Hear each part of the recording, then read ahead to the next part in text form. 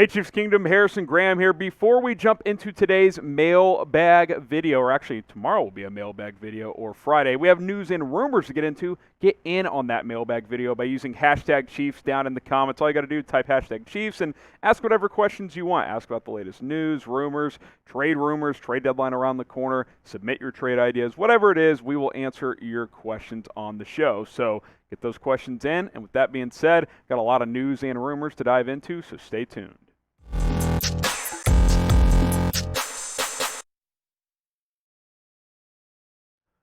Today's Chiefs news and rumors are sponsored by Magic Spoon cereal. And guys, I've been eating this cereal every day because it's healthy for me, it's high in protein, and it's got 0 grams of sugar. I've gotten back in the breakfast game thanks to Magic Spoon, and you guys can as well. Get $5 off your first order at magicspoon.com/Chiefs. I'll have that link in the comments and in the description. Go check out their delicious cereal today at magicspoon.com/Chiefs. All right, let's get into the latest rumors. Is Chris Jones moving back to defensive tackle? A lot of smoke around this story. I've seen a lot of accounts on Twitter speculate this. I haven't seen a hardcore report that he is moving back, but there's certainly enough chatter to make me think that this could be possible. Now, he, of course, has mostly played defensive end this year for Steve Spagnuolo, but with him missing the last couple of games and with Jarran Reed not playing that well this year and with Chris Jones not playing that well, there seems to be some potential thoughts to moving him back inside. Jones so far this year in four games, didn't play week 5 or 6,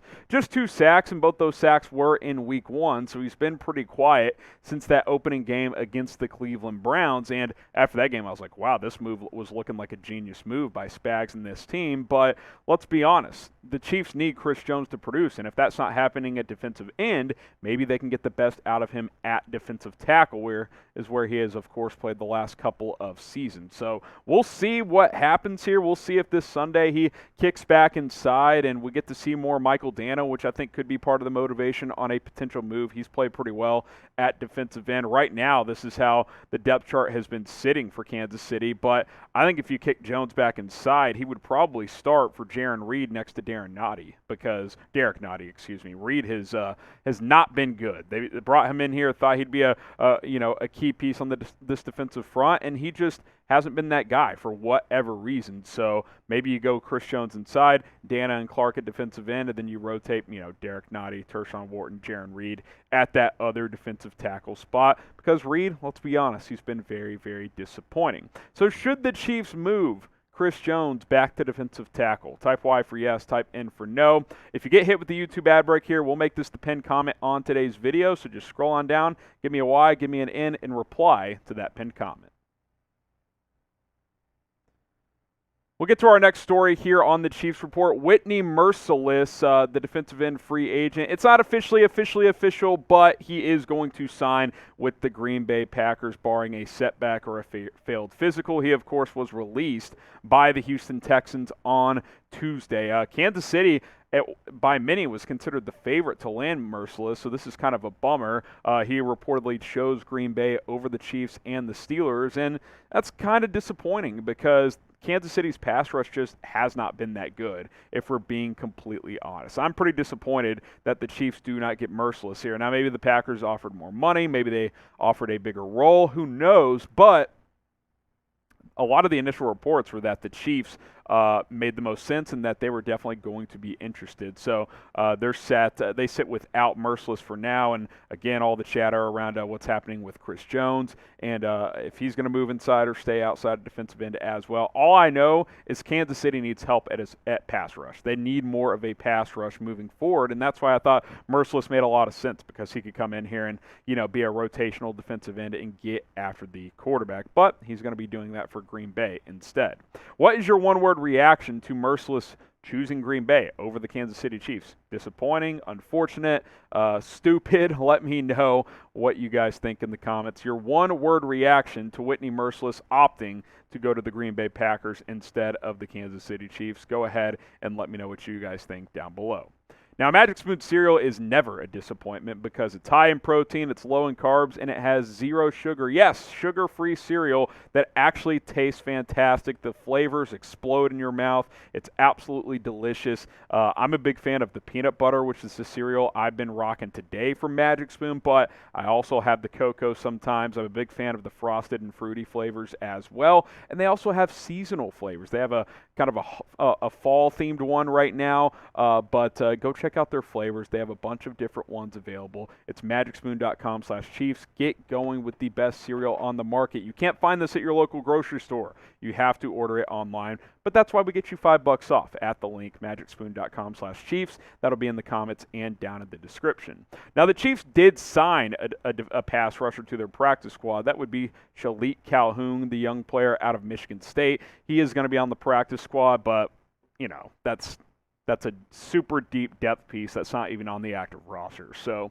take that for what it's worth. Wouldn't expect him to necessarily play a major role moving forward.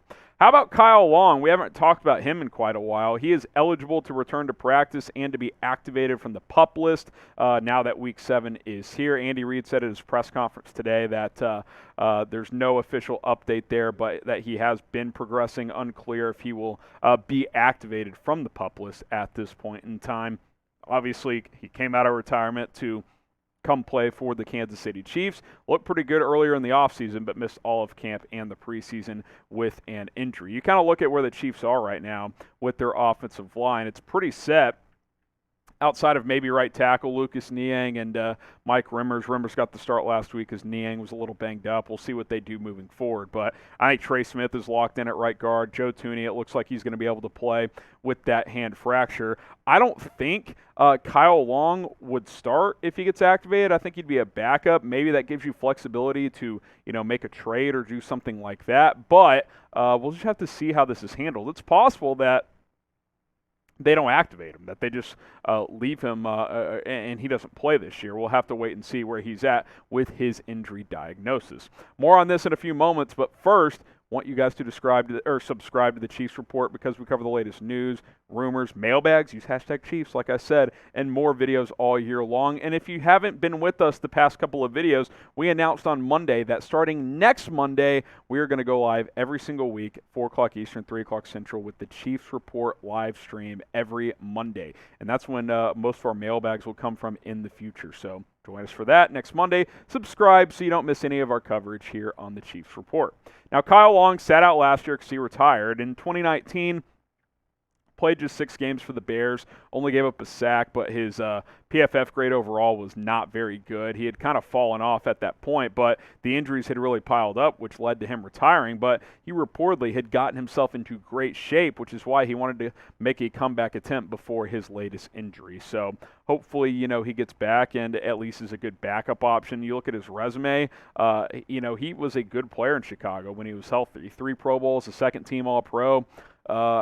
Like I alluded to earlier, maybe his return, could give you some flexibility, like maybe you trade a Laurent Duvernay-Tardif at the deadline or something like that. But, again, I don't think he starts. I think you're pretty set at guard with Trey Smith and with, who am I forgetting? Joe Thuney at the left guard spot as well. Should Kyle Long start for Kansas City once he's healthy? Type S for you think he's a starter. Type B if you think he's a backup. I think he's a backup with what this O-line is doing on the interior, but we'll have to wait and see how it all plays out over the next couple of days and maybe even weeks as he looks to get healthy. Before we sign off, let's get into the latest injury report. Michael Burton, the fullback, dealing with a pec injury. We'll see what his status is throughout the week. Jody Fortson, as you guys know, tore his Achilles. He is done for the year. Tyreek Hill is dealing with a quad issue. They're trying to let that rest up a bit. I think he'll be able to play on Sunday. Anthony Hitchens has that triceps elbow thing going on, so we'll see what his status ends up being. And then Joe Thuney has the hand issue, but it looks like he's going to be able to try and play through that moving forward. Jody Fortson did have surgery today on that torn Achilles. Andy Reid confirmed. Reid said he expects him to be back, and fully healthy next year at some point, which is obviously great because Fortson had finally come into his own. So that is kind of the latest on the injury front. Of course, a big game this weekend against the Tennessee Titans. Follow me on Twitter at HGrahamNFL. If we don't have updates on the channel from time to time, you can follow me there. We'll have some updates there. Always tweeting about the Chiefs and the NFL. It's at HGrahamNFL, and we'll keep you guys up to date with all things Kansas City Chiefs.